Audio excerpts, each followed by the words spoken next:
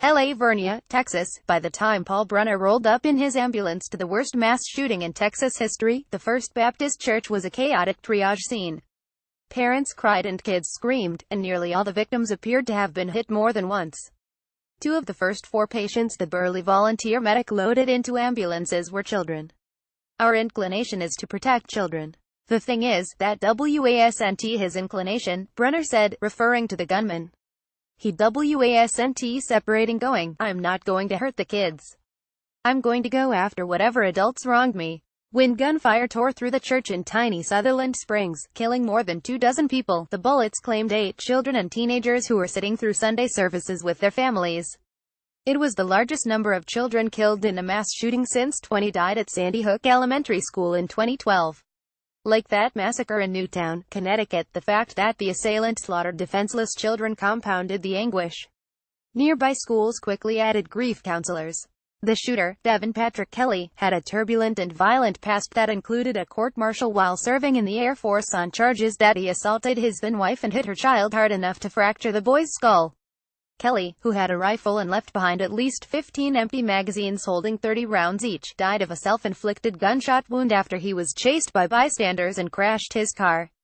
Investigators have said the shooting appeared to stem from a domestic dispute involving Kelly and his mother-in-law, who sometimes attended services at the church but was not present on Sunday.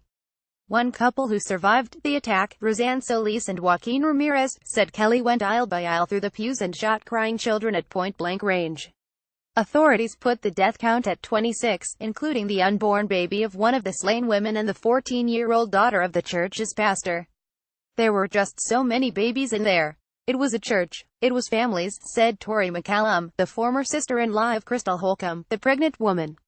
Watching them take person after person out was so heartbreaking. McCallum is also a volunteer medic in nearby Floresville who spent 12 hours at the scene Sunday. She identified Crystal and her 3 dead children, 11-year-old Emily, 13-year-old Greg and 9-year-old Megan. Another of Crystal's children, 7-year-old Evelyn, ran out of the church to a neighbor's house. She suffered a head contusion, which McCallum thinks may have been caused by her head hitting a pew.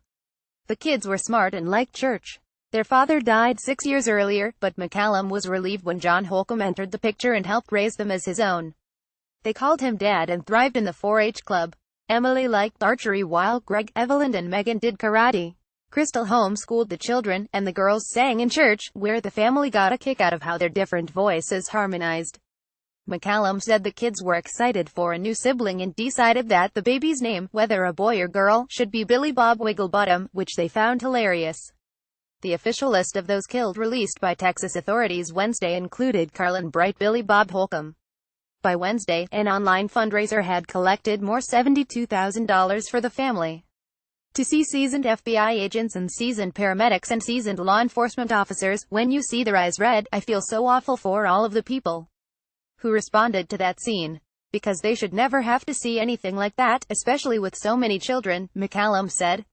One of the wounded children, 5-year-old Ryland Ward, was hit multiple times and opened his eyes at the hospital Tuesday for the first time since the shooting, said Leslie Ward, the boy's aunt. Seeing the children that were killed. It's one thing to see an adult, but to see a 5-year-old, that's tough, Wilson County Sheriff Joe Tackett said.